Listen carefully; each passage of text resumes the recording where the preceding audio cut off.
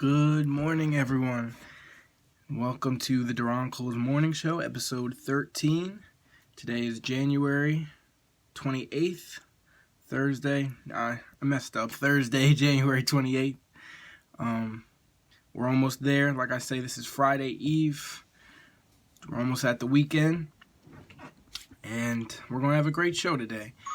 Today I want to talk about escapism and happiness and what it really means to be happy and staying grounded and not trying to run away from the reality you're living in now and trying to look to what's next, or saying, oh, I'm not happy right now, but in 6 months I will be, or in 1 year I will be, or if this next thing happens, I hate my job, but if I get this promotion I'll be happy. You know what I mean? Those types of conversations we have with ourselves are not productive. They're not healthy.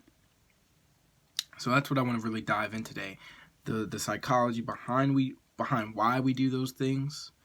And ultimately, as I always try to do, talk about how we can combat these issues. I don't just want to talk about the fact that these issues happen, because obviously that's important to know that they happen, but we have to come up with constructive ways of how we can solve these issues, you know? That's the ultimate goal with the show when I talk about these topics. So let's just dive right into it. So what exactly is escapism? And like I talked about in, I think, episode 10, there's always these isms or icks that people create. If it's, you can kind of add ism to whatever you want, kind of. Like I said, there's racism, there's elitism. Like anything really can have an ism. But this one actually has like a meaning, a good meaning. Not good, but a real meaning behind it. So escapism is when you try to find distractions or find ways to, as the word says, escape your reality. So, or for realities that are hard situations. So if you, like right now, we are in a pandemic, you can't leave the house, you might be stuck inside in a situation where you don't want to be stuck in. So you will try to find entertainment, or even it's kind of a spectrum, on a quote unquote good spectrum, or a least harmful spectrum. On the left side, for example, it'll be something like entertainment. You watch movies and you stay in bed all day. It kind of sounds like the symptoms of depression. You know what I mean? Like you just listen to music. You don't really want to talk to a lot of people. You want to watch a lot of movies and kind of stay to yourself and escape your reality. On the right side of the spectrum, or on the harmful side of the spectrum, it could be drug abuse. It could be like hurting yourself to try to escape your reality. And we do those things psychologically because it's a distraction. Just like the definition says. If you are somewhere, or if you're mentally in a place where you're like, yo, this is just tough, like, and I'm doing everything I can, but I feel like I can't get out of it, psychologically, as a defense mechanism, you're going to try to find some type of entertainment or some out to try to get out of the situation. So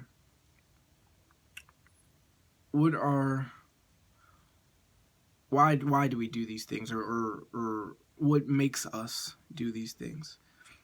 Like I said, it's kind of that looking forward mentality that can kind of put us in an escapism mindset. So what I mean by that is, if we say, all right, I'm stuck right here, I can't do anything about it, only thing I can do until next week, until next month, until next year, all I can do is distract myself to get through it, then we get into this escapism reality or mindset where I'll be fine as long as I have my Netflix. I'll be fine as long as I have my cell phone. I'll be fine as long as I have my alcohol, my marijuana, whatever. Those things are what we feel keep us. Ooh, almost sneezed. Excuse me, I almost sneezed.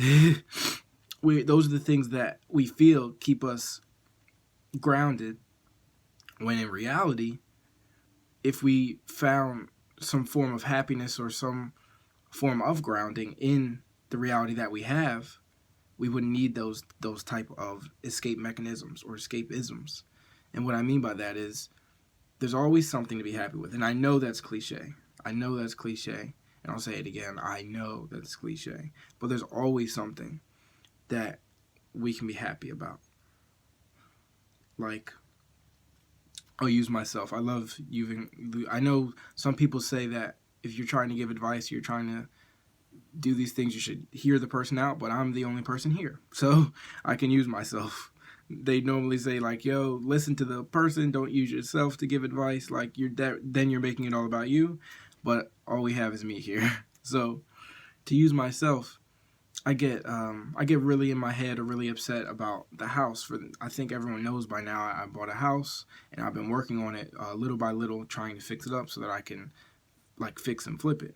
And it is hard. It is hard and it is costly. It is expensive.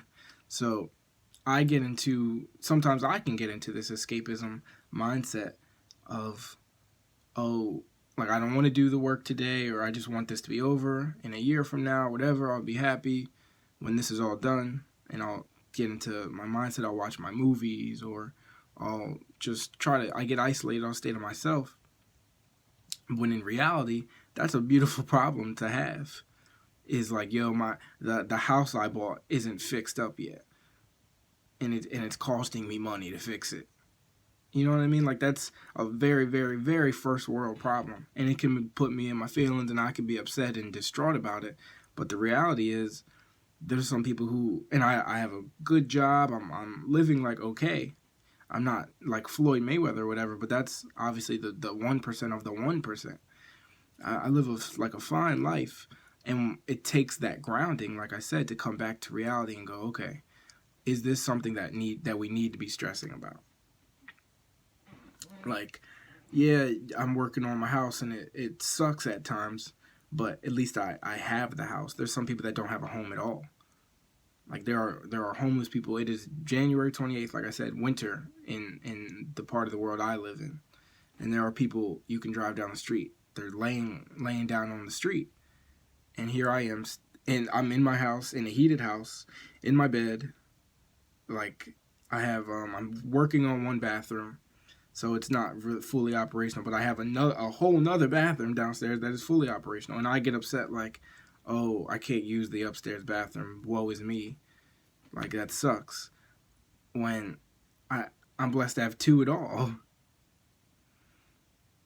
And where I'm going with that, and I'm not trying to be braggadocious, but where I'm going with that is we look at these situations we're in and have to realize how minute the problem can be. And I'm not saying not to take your problem seriously. If you are trying to, like if you're struggling with something, then you should obviously look for solutions. You shouldn't go, well, there are people in Africa starving, so my problem isn't that big, I'm not going to try to solve it. That's not where I'm going with that at all. If you have a problem, you definitely have to try to solve it and come up with solutions. But as far as your mental health and as far as your mentality of how you can look at things, you will always be in a better mood, or in a happier mood at least, if you can try to change that mindset, going from an escapism mindset to becoming grounded and realizing, all right, I'm good where I'm at. I'm further than I've come. That's one reason. That's one way and one reason you can always remain happy. If you can look back and you say, I struggled before and I'm here now and I made it out of that, what's stopping me from making it out of this?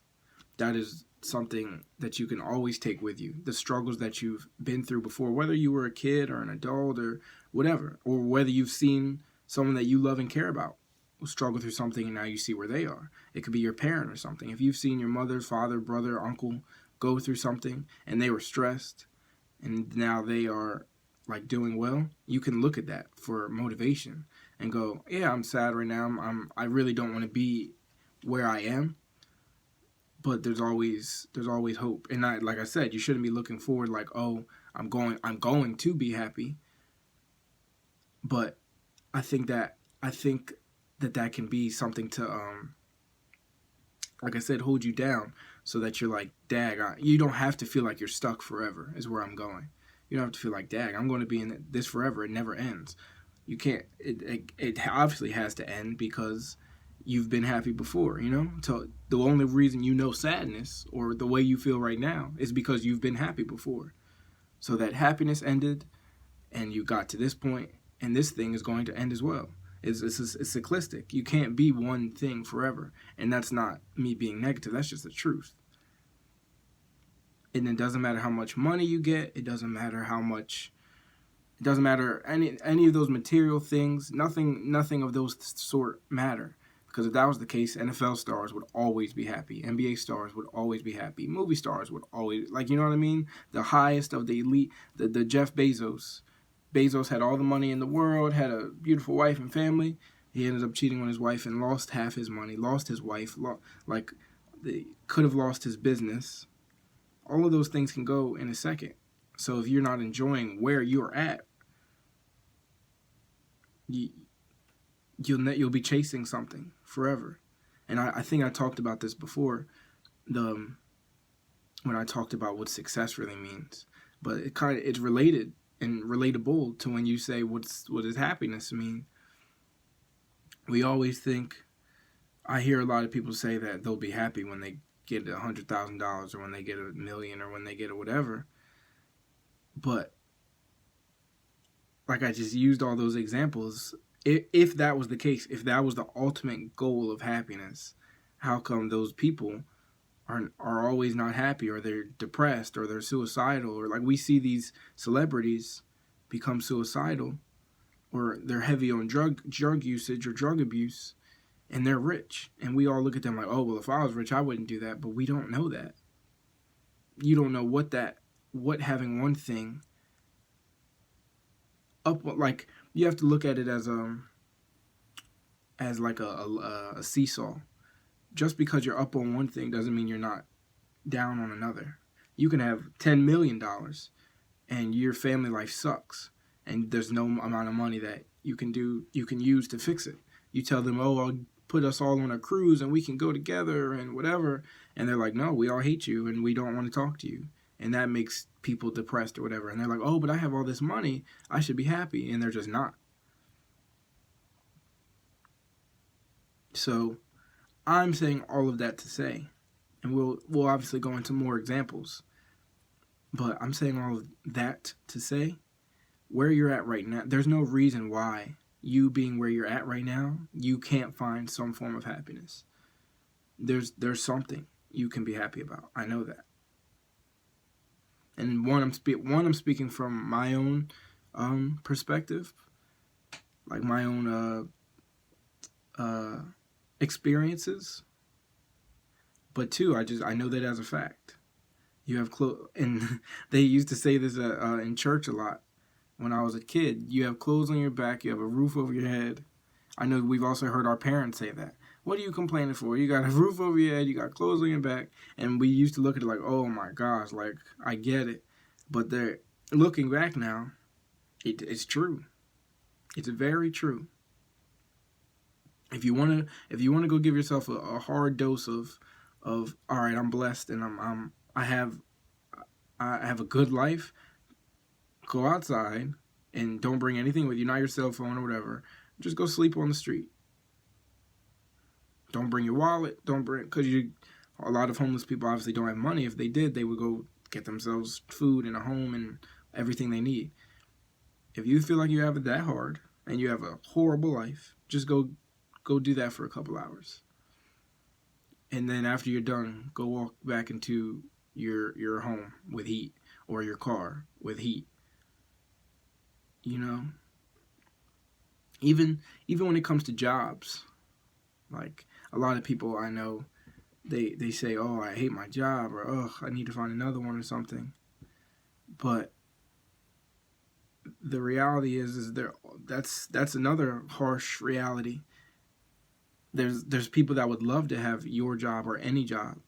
There are Go look up the unemployment rate. There's like 40 million, 50 million people that lost their job because of COVID. Now they can't feed their children. Now they're home. Now they are about to be homeless. If it wasn't for the government saying you can't kick people out right now. So there's a lot you can be happy with or happy about. And I think that ultimately starts with, if you're looking for some form of like, if you're trying to use escapism, you have to figure out why that is. What about your reality, or what about your situation that you hate so much, or that you're trying to escape from? And like I said, it's not like you just use there are some people that have it harder than me, so I'm not even going to try to address why I'm trying to escape or why I hate it, because it's really not that bad. If you feel like it's that bad, you shouldn't ignore your emotions. You should definitely do like a deep dive in on yourself and say, all right, I'm not happy with my job, right? So I'm not happy with my job. So what do you do about that? It might benefit you to get another one, like if that's what's going to make you happier. Or do you not is it not the job itself at all? Is it working from 9 to 5? Is it going to benefit you to be an entrepreneur? Can you afford to do that? If you were to quit your job today, can you, let's say you make $3,000 a month or something, can you find some business that you're passionate about that you can make $3,000 a month from immediately within the first month? Because you still got bills. You have to look at it from a real perspective. And you should never, and I'm a big proponent of this, you should never stay in a situation that makes you unhappy. However, at the same time, I'm also a big proponent of the grind. The grind isn't supposed to be easy. The grind is hard. The grind is hard, it is ugly, and it sucks. It's not always going to be happy. I always use Kobe as an example, because Kobe said he used to wake up earlier than everyone else. He used to put up more shots than everyone else, and he would stay later than everyone else. And he said because he did those things, everyone looked at him like, oh, he must love it that much. He wants to do this. And, excuse me, Kobe said he loved progressing and he loved seeing himself get better, but he hated waking up. He said it was hard. It sucked. It was hard to get up, to leave his wife, leave his kids, and go, well, time to go take more shots. He said when he got into it, when he got there, it was easy. It's kind of like work. Like we all wake up at whatever time. If you have a 9 to 5, you wake up at 7:30. You go, ugh, I do not want to get up. Then you get to work, and it might fly by. Next thing you know, you're at lunch, and then next thing you know, you're off, and you're like, hey, I'm home, and it becomes kind of like a cycle. Well, that's really how the grind is. Honestly, you might be working, trying to save up money to start that business that I just talked about. You might be like Kobe, or an athlete. It doesn't have to be specifically Kobe. You might be an athlete, a high school athlete, a professional athlete. They wake up every day at 5 a.m. and they got to go put in reps. And they're like, oh my gosh, this sucks. But they're ultimately doing that quote-unquote suckish thing so that they can achieve a greater happiness, a bigger happiness. If you're not putting in the work during the week, then you're not going to win the game on Sunday. If you're not putting in the ugliness, the grind on Monday through Friday or Monday through Saturday, by the time you get to Sunday, you're not prepared. And then you'll be even more upset when you lose the game, and you look back and you're like, damn, I wish I would have did more. I know there was time where I could have done more, but I didn't, because I was like, this practice thing sucks or something. So everything comes with a give and take, a risk and a reward. Everything. And I think that's what it ultimately comes down to. To use myself again, that's how I end up balancing it out. When I say, this fixing this house sucks. What made me even do this? It sucks. It's taking longer than I thought. It's more expensive than I thought. Ugh. I always go, well, the fact of the matter is you're almost done now. I'm closer to the end than I am to the beginning. And that's something I can just sit down and be happy about. When it's all sucks and I'm like, yo, this is gruesome. I'm like, well, look at everything you've accomplished. When I first got this house, it was horrible. Like, it needed to be not completely gutted. Like, I didn't have to tear down every wall, which I basically did anyway. But it had ugly carpet with stains on it. In the one bedroom, and they had this one big stain on it. It looked like someone died. There was such a big stain on it. There was paint chipped everywhere. There was wallpaper everywhere. There was no lights. But if I look at my progress pictures or my progress videos, I've come a very, very, very, very, very, very long way. So that's what keeps me going. I look back and go, dag. Did you think, like, if you look back whenever I bought the house December 11th, 2019, and I didn't really start working on it until about April 2020. So I look back on December 11th when I bought it, and I go and I just think to myself, like, did you think that it'd be easy? Like, you knew it would be hard, but now that you're in it, you're like, ugh, this sucks. But I'm still to use my same analogy, I'm still at practice. I'm just trying to get to the game on Sunday and win. It's kind of like the Super Bowl. And I don't know if my thoughts are sounding like they're going everywhere, but I promise I have like reason to behind them. But it's using the same analogy. It's like the Super Bowl. If you're not putting in the work all season and you're just losing all your games or something, by the time you see everyone else in the playoffs, you're going to be sitting at home on the couch because you're like, dag, what did I do wrong? What more could I have done? When you see the Chiefs and the Bucks in the Super Bowl, and now you're at home, you're going to be looking at yourself like, dag, what more could I have done? It's the same thing with anything in your life. We look at the small things or small situations like, yo, this sucks right now. But it's a bigger meaning or a bigger opportunity out there.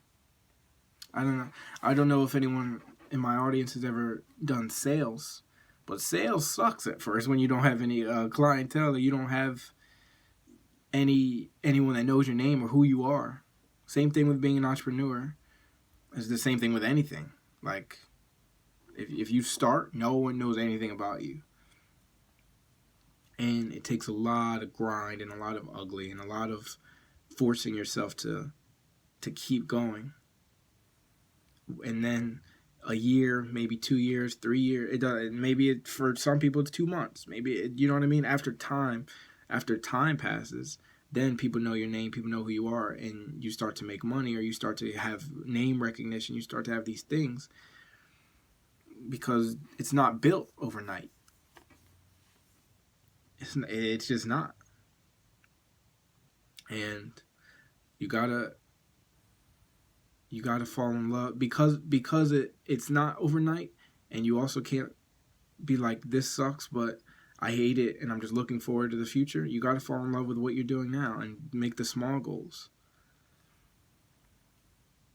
If you are, and you hear athletes say this all the time, and I never understood when I was younger. I used to hear Aaron Rodgers say it, or Kobe, or all the other athletes. They say, how do you stay so motivated, or how do you keep going? And they say, it's the small things. They focus on the small things. And I used to think they meant their technique or whatever they meant. I was like, oh, they're talking about like practicing footwork or practicing things like that. And I was kind of right, but that's not what they meant. It makes it a lot easier if you make shorter goals that you can be happy with to get to the ultimate goal. If I say, all right, today's going to be a great practice and I'm going to try my hardest and I'm going to accomplish X, Y, Z, and then I accomplish that, it makes it easier for me to smile and go, yeah, I did that, rather than going, ugh, I have to do this so that in 11 months or in 10 months I can win the big game. All right, another practice. Here we go. We probably got 50 left, and then you're counting down practices, counting down days. You won't get anywhere. You'll be miserable the entire time. And that's it. I know I keep using sports analogies, but you can use that same mindset for anything. You can use it for anything. If you are if you're a hairdresser and no one knows your name yet, and you just started out, you can instead of making this big goal, or instead of focusing, because you should have the big goals. I'm not telling people not to have big goals. You should have the big goal of I'm going to own 10 hair salons. You can have that. But if you're focusing on that on your day-to-day, you will be miserable, because you're like, how am I going to get 10 hair salons if I can't even get one client? So what you do is you focus on that. How am I going to get one client today? What work am I going to put in to get one client today? And then you up your goals. All right, I got one. What am I going to do to get two? And then blah, keep going. Then you get your first salon. After you have a good clientele, you go, what am I going to do to get my first salon? What steps does it take? And then you get that. And then you don't even focus on the second yet. You go, all right, how am I going to get this salon to keep running smoothly? Boom, boom, boom, boom. How am I going to keep my workers happy? How am I going to maximize my efforts? Reduce time that's being wasted. Like, you focus on the little things, and everything else will come easy. And that's a sure way to. And it's still going to be hard. It's still going to be crucial. Like, it's still going to be a grind and a day to day. And like, damn, this is exhausting. But it makes it easier to fight through than to put all that pressure on yourself with all the big goals. Because the big goals is what's going to weigh you down, and it's going to feel impossible. How can I open 10 salons? How can I become a billionaire, as some people want to become? How can I become a billionaire when I don't have $1,000? How can I become how can I own my own technology company or something when I can't fix a computer? All right, so work on doing that first. People want to become a rapper or a producer or an actor or an actress, but they haven't been in a movie yet. So focus on that. How can you work on being in your first movie, getting your first script, your first land? People say, "Oh, I want to be Denzel," and then they go towards their first audition and they fail. They're like, "Oh, well, I guess I'll never be Denzel because I didn't even pass this first audition." And they put too much pressure on themselves when they need to go, all right, I'm just going to keep fighting to get that first one. That's all that matters right now. If I can get this first one, then I'm in my first movie. I don't need to worry about being the biggest actor. I just need to worry about being an actor. Go get into my first movie. Then you do your first one. You go, all right, how can I land my second movie? You don't just do your first one and go, well, I did my first one and my first movie isn't taking off, so I guess I'll never be Denzel. I'll never be Michael B. Jordan. Life sucks. I'm going to quit. It doesn't work that way. And it took me, I'm only using so many examples and saying the same thing over and over because it took me a very long time to realize this. We look at these established corporations or these established people and we just go, oh, that. And because the world we live in, we get information so fast, we think that these things happen so fast. You ever hear a new song from an artist? A perfect one would be that Quicksand song that everyone's listening to. I had never heard that artist before. He had probably been making music for years and has to put out tons of songs that no one listens to. And he might be famous in his region or in his city. And he's like, yo, this is exhausting. I've been doing this 4 years and I have to do shows at local places where only 20, 30, 40 people show up. And then one day you get your break. And it takes years for that to happen. Same thing with comedy or whatever. I always use the Joe Rogan podcast because he has some wonderful people on there. But there's also another podcast called How We Built This or How I Built This. On I don't remember what it's on. It's not on. Is it on N? Something with an N. It doesn't really matter. Just or maybe it's on The Verge. I don't know. Just look up How I Built This, and they have some wonderful examples, like the guy from Chipotle, the CEO from Chipotle talks about how he built Chipotle, and so on and so on. And I can give those stories as well. But where I was going is I was listening to the Joe Rogan podcast, and he had the Undertaker on there, the big wrestler that you guys should all know that name. It shouldn't even be a question. He had the Undertaker on there because he just retired. So his real name is Mark Hamill, and I didn't know that. I think it's Mark Hamill. That sounds like an actor's name. Hold on, I have to Google that. I don't like to Google during the show, but I don't want to also give false information. Yeah, Mark Hamill's the actor. What's the Undertaker's real name? I feel like it's the same thing though. Mark Calloway. Okay, sorry. So his name is Mark Calloway. But we all obviously know him as the Undertaker. But for him, that was kind of just like a persona or a persona. And after he retired, he said, all right, I'll finally do interviews and stuff. And I'll give a little backstory and then I'll get to the point. But he said that for him, being the Undertaker, he didn't do any interviews. If people walked up to him while he was at a restaurant or something, he never let his character break for over 20 years. He said he used to wear all black all the time because he never wanted to let his fans down. But from where he started, he was a basketball player in college. He's 6'8". He's huge. He's 6'10", actually, is what the Google says right now.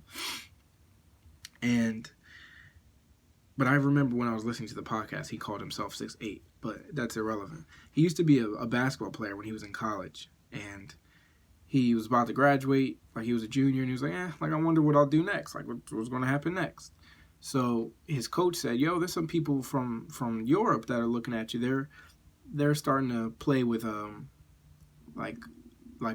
bigger big men, centers and power forwards. So maybe you can go and do that. He was all right, I guess I'll go and get big or whatever. They said they want you. He said he was 6'10", weighed maybe 200 at the time or 190. So he said he had to bulk up, and he bulked up to 230, and he ended up getting real big because that's how they played in Europe. And from there, he said he really want to go and be on a European basketball league in a town and country he wasn't familiar with and just be on the bench. He said it didn't really sound too enticing to him. So when his friends was yo, I'm trying to pick up wrestling, you should do it with me. He said he was a 21-year-old kid at the time. He was sure, I don't know, whatever. So he picked up wrestling, and he said he never wrestled before. So he just started learning wrestling regularly, not the professional wrestling. And he said he did he was a bouncer for some clubs and tried to do odd jobs to try to make some money.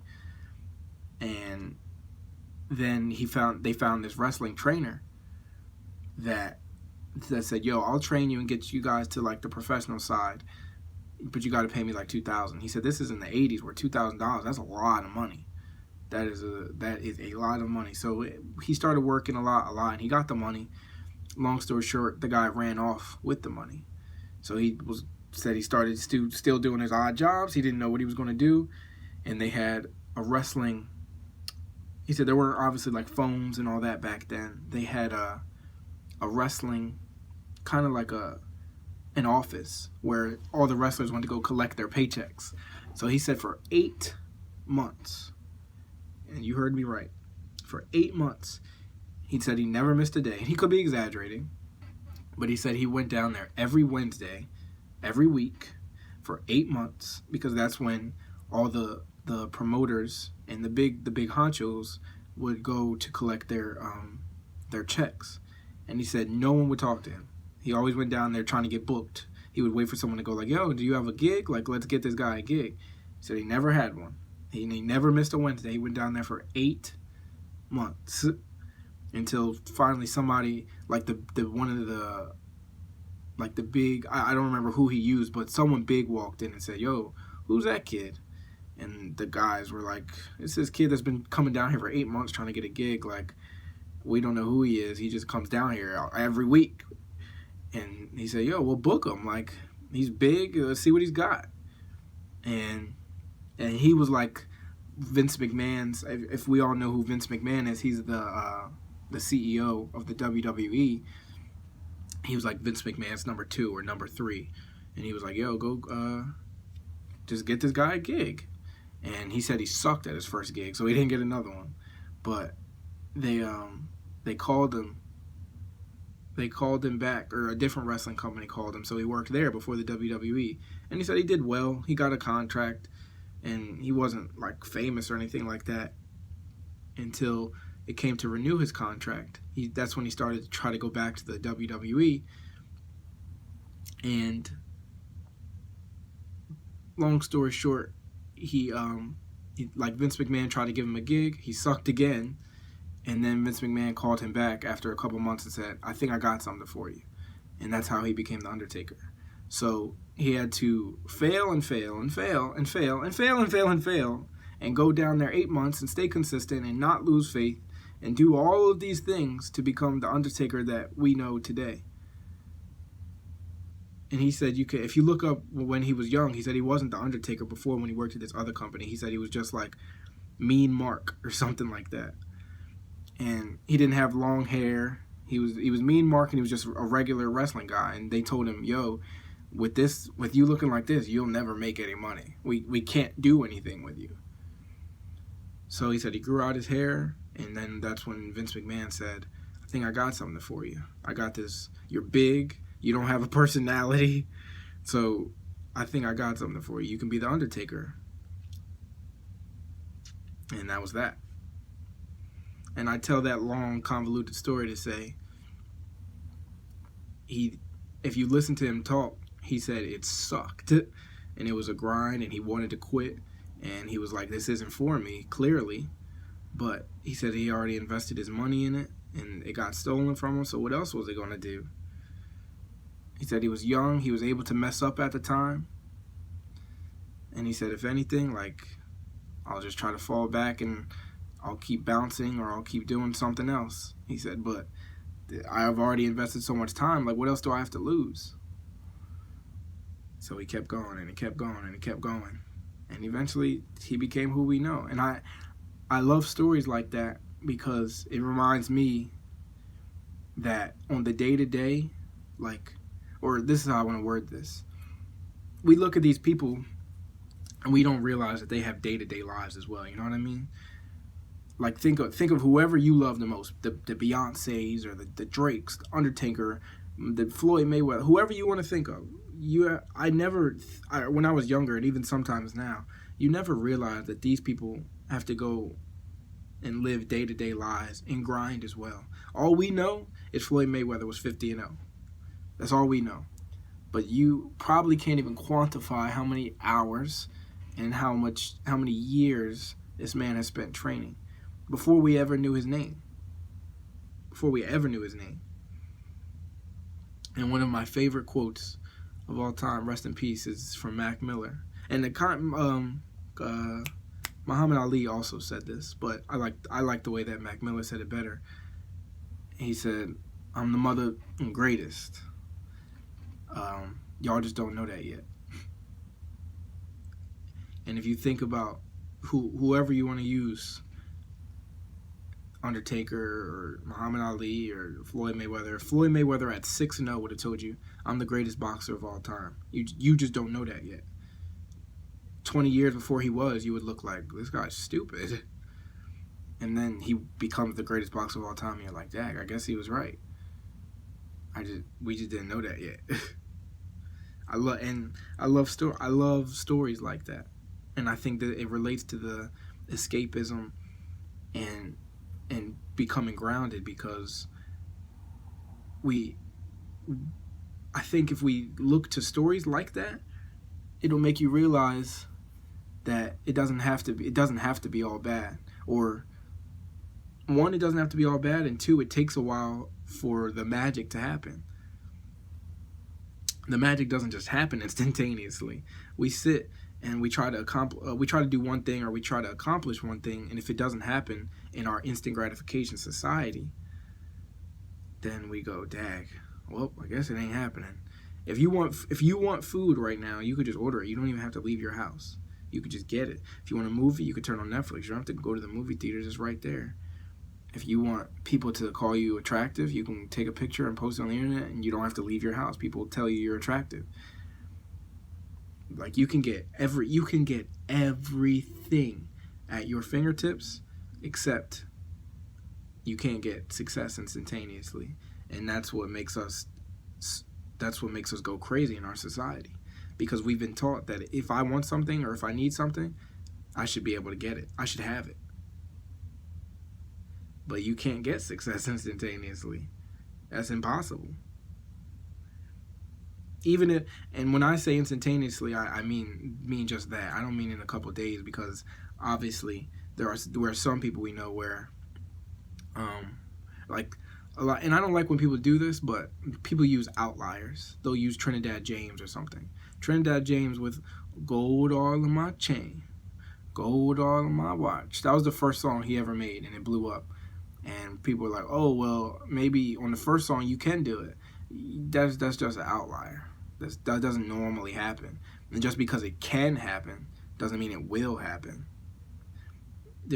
Think of every artist you can think of that makes music, and look at all of their stories. And if out of 10,000 of them, he is the only one that did that, it's more likely that you're not going to release your first song and become Trinidad James. It's more likely that you're going to release tons of music that no one listens to at first, and then you get off, because people spread you from word of mouth. So I don't know. I think it all relates. I think that's why people get into an escapism mindset, or escapism situation, because we relate our success to something that's not really tangible, if that's the word I want to use, when in reality, if you connected your success and your happiness, I think you will be good. I'm a big quotes guy, and I think most of my Instagram feed is somewhat quotes, because of the way my memory works. I like read it once and it kind of sticks. So I just read this quote literally, I think, before this morning, and I didn't plan on using it. It just came up in my head right now. Heath Ledger, who we all know as the Joker, Heath Ledger said, everyone asks you, did you get married? Or how are you? Are you married yet? Do you have kids? Like there's some form of checklist on life. He said, but no one ever asks you if you're happy. When you meet somebody, or if you haven't seen them in a long time, you go, oh my gosh, how are you? Did you get married yet? Did you have kids? Did you finish college? Did you blah, blah, blah? No one ever asks you the first question, like, well, are you happy? Like, forget the rest. Are you happy? It's just not something that we do. We haven't been trained that way. So, all in all, I think if you shift your mindset and you change it to go, okay, what can I accomplish today? That's first and foremost. Make your goals smaller. What can I accomplish today? And do whatever you can to accomplish that one thing. And after that, ask yourself what really makes you happy. Maybe what you're trying to accomplish doesn't even make you happy. There are some people, and I think I've talked about this before, there are some people who want to do YouTube, want to sell cars, want to do real estate, want to do these things because it leads to money. And then they do it and they hate it. You want to be a doctor, you want to be an engineer, you want to be whatever, and you go, oh, I actually hate this. And I promise you, none of that money will mean anything. I promise you. So we got to find what makes us happy. And you have to look at success on a smaller scale. If you want success on a bigger scale, shrink it down first. That's the message of the day. All right, I'll open it up for questions now.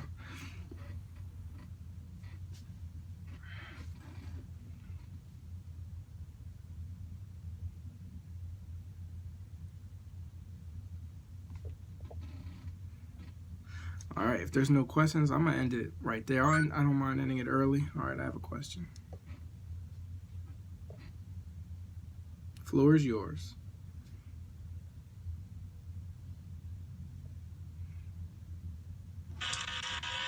Can you hear me? Yep, I can hear you.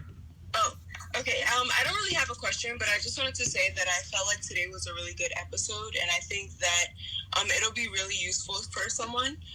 And I just wanted to say, like, I've been seeing this thing, like this quote, I guess you can say, on social media, and it said, if you feel like you're in hell, why would you stop here? So I just feel like that's a good, like, reminder for people who feel like right now, like, they're in a really tough spot, but they don't really have the energy to do anything more for themselves. And it's just a good reminder to, like, if you aren't happy with where you are right now, why would you stay where you are instead of trying to build up something better for yourself? So I just wanted to say that today was a really good episode.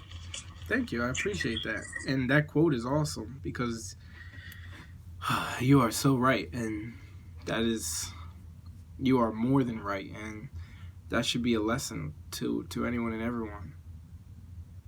Like, if you hate it here, why would you want to live here? You know, like that's a different way to look at it. Like, if you think about it like that, if you went to someone's house and you said, ugh, I hate it here, then why would you take your shoes off and stay? You know, like, why would you stay longer than you want to? If you hate where you're at in your situation, in your life, in your predicament, then why would you sit down instead of picking all your stuff up and walking out the door and going, you know what, I got to do what I got to do to get out of here?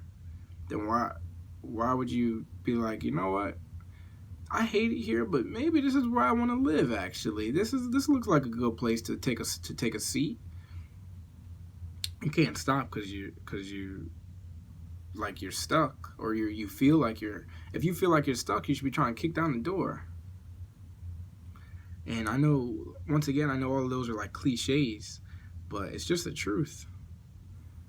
It's more than the truth. You feel like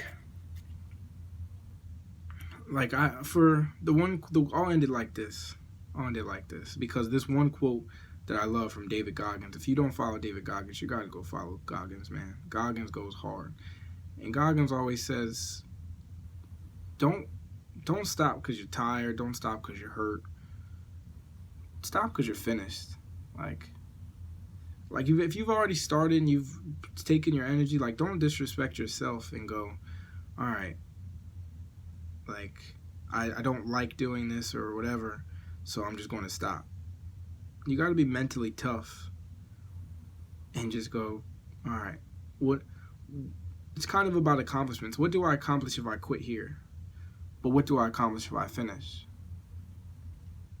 You know, like the way that I look at my morning show, you want, like I talked about yesterday, you want to build some form of legacy, even if it doesn't mean a lot to other people. Do it for yourself. Do things that you thought that you couldn't do, and word it like that in your head. He says that in his book, You Can't Hurt Me. Like, he doesn't say You Can't Hurt Me. That's the name of the book. The name of the book is You Can't Hurt Me by David Goggins. But the way that he said to form your goals is to think about it like that. If I did this, imagine what people would say, or imagine what I would be able to say.